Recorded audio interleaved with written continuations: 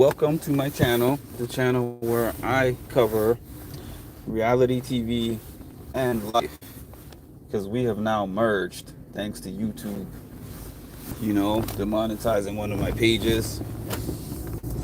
We have now merged and we're talking about life and reality TV. But the thing is,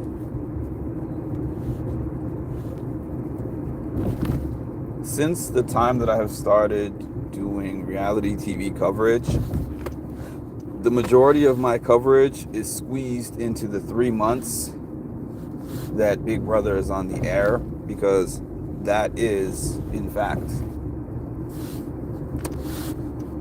the time when my channel has the most viewers and it's the most popular during that time, and it makes the most money during that time also. So because of that, I prioritize my schedule to make sure that I get in what I need to get in for Big Brother.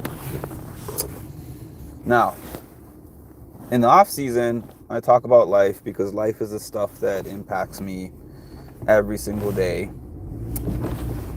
And that's just that. I mean, the things you hear me talking about now are the things that I talk about outside of this TV world, which is, in fact, a cool break for me because I'm looking at somebody else live their life, albeit through the lens of being in a game. They're playing a game, but still, while they are in whatever house, island, whatever it is they happen to be filming from, that is life to them at that time. And I enjoy watching from a safe distance. Now, some thoughts that I had. I've been thinking about some of my most enjoyable moments in the last 2 years in particular. And the only one of those moments that I can really think of, or the only set of moments that I can think of that I really planned to put in motion just to make myself happy because I enjoy it, is my fitness competitions, especially the ones that I have gotten to travel and compete in a fitness competition, because that was a dream of mine that I had about 7 years ago when I first started doing fitness competitions. And I was like, you know what? It would be so cool to go out of state, out of town, or even out of country, which I have now accomplished, to complete a fitness competition. But then I thought of some of my other enjoyable moments, and these were other people's moments. They were not my moments. They were moments that I participated in. I played a role in those moments. I enhanced somebody else's moment. For an example, going to a Challenge Mania. Y'all know I went to Challenge Mania on Saturday. And Challenge Mania is fun. It is fun. I like going to challenge events. I like meeting the challengers. I like creating fun things, or putting on a costume, or creating something that I can give to a challenger that they are going to like. But at the same time, I'm enhancing an event that's already in place rather than generating my own happy. Hi there. And even if it was something that I go to somebody's event and I enjoy myself at the event, what comes after that? When is the next moment? My next moment is often the next thing that I can find, or the next thing that pops up on my schedule. And I feel like I don't prioritize my own happiness enough. Like, if somebody asks me to show up for them, Mark, I need you to help me do this or that for this or that event. I get myself together and I'm like, okay, let's get this done. I don't want to disappoint. Now, when I'm thinking about the things that I want to do, they're kind of more on the back burner. So it got me to thinking, I need to start putting things on my own schedule, generating my own happiness, and doing so on a regular basis. Because happiness is not something that just comes to us by mistake, by accident. Oh, I'm randomly happy. Life all worked out for me because I sat around waiting for happiness to arrive. No. Happiness is generated by people doing things, putting themselves in positions, places, being around people who provide that for them, creating that kind of mental space and emotional space. And going into 2024, I'm not going to lie, it wasn't really my fault. Good evening, Ed.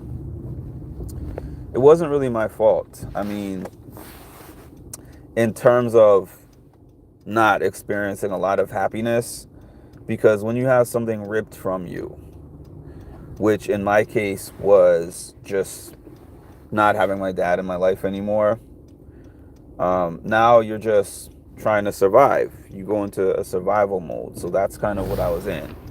So I've just been here. I'm like, the best thing that I can do is to physically just be present for things.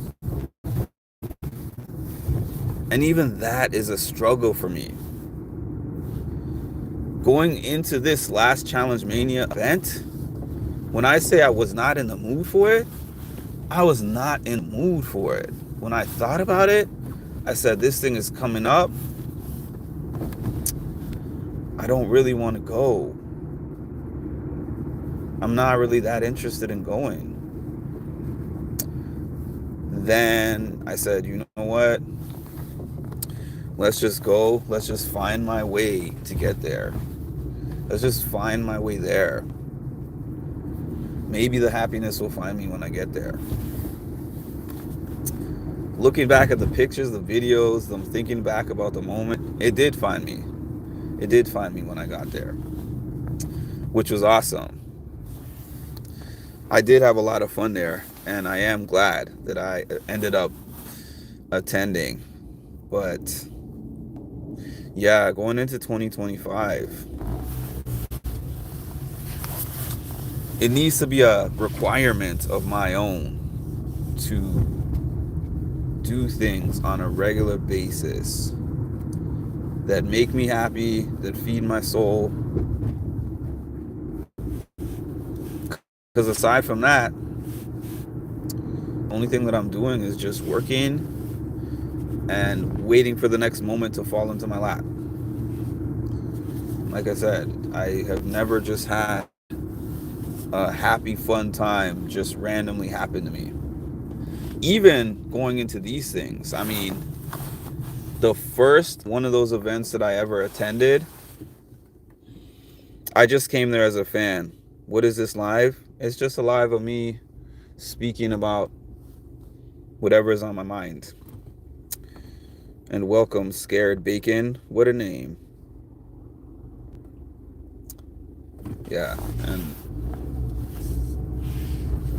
there's something that somebody told me one time.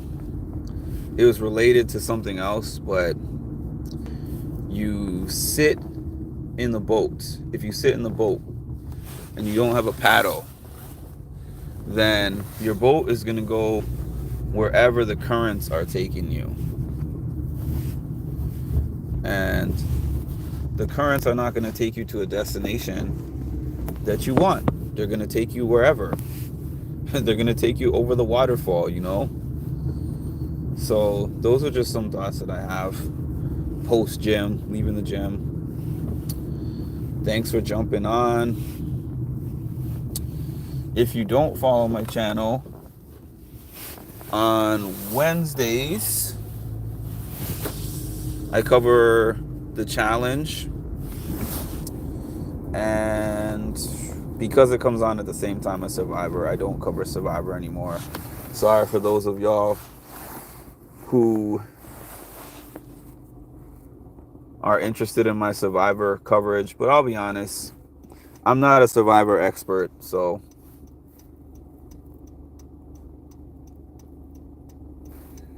My Survivor coverage was just me being like, ooh, that was an interesting ending to the episode. Look at that. The person used their idol. They didn't use their idol. You know what? Like, comment, subscribe. Hit the notification bell to get notified of when I drop some more great content. Thank you all.